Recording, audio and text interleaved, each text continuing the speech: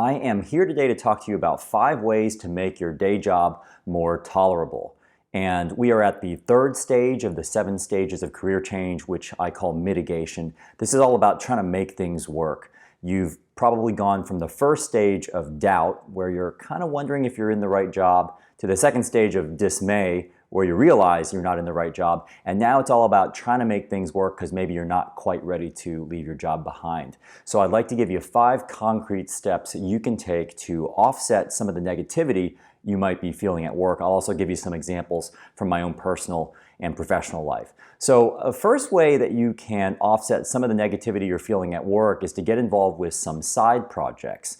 This is any sort of activity outside of your day job that you might be interested in. It could be a hobby, it could be a class, it could be an evening course. One thing that I did when I was working in a job prior that I didn't really like so much was I took a weekend course, which was a coaching certification, and that took place over several months. And that was enough to feed my interests outside of work and honestly made my day job a lot more tolerable because I was doing these things that I was really interested in. The second idea I've got for you is you could try to tweak your role. So that means getting involved with some other activities at work that you might find more interesting outside of your current projects. This is going to involve talking with your manager. It's not guaranteed you're going to be able to tweak your role, but it's worth asking whether there are ways to get involved with projects that you find a lot more interesting.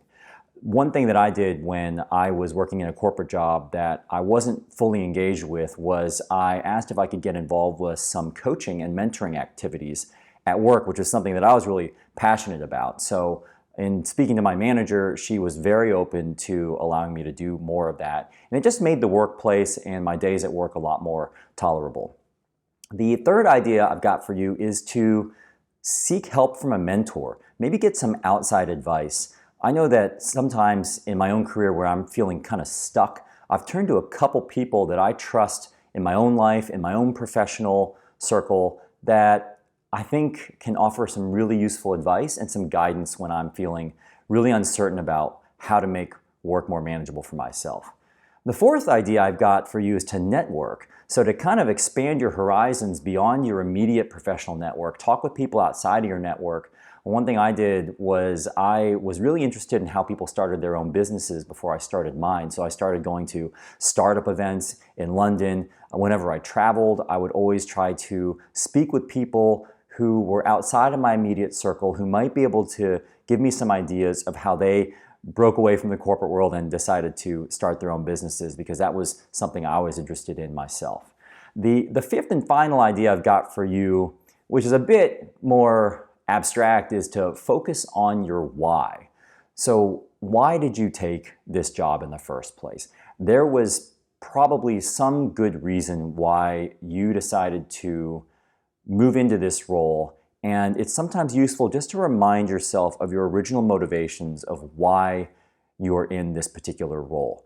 Maybe it is to gain some corporate experience. Maybe you're doing something you don't like, but you know it's going to be good for you in your development as a manager or a professional. So just kind of remind yourself why you did this. And I know that in my own career, whenever I've felt like I'm not really happy with my role, I try to remind myself why I took it and what I was hoping to get out of it, and then I try to focus on those things.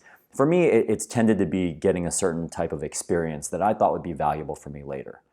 Okay, so I hope you found these helpful. You can read more about these 5 tactics, and you can check out a blog post I wrote about this. I've included a link in the notes below. And you can also download a worksheet to help you brainstorm some ways to improve things at work, which I've also included at the end of that blog post.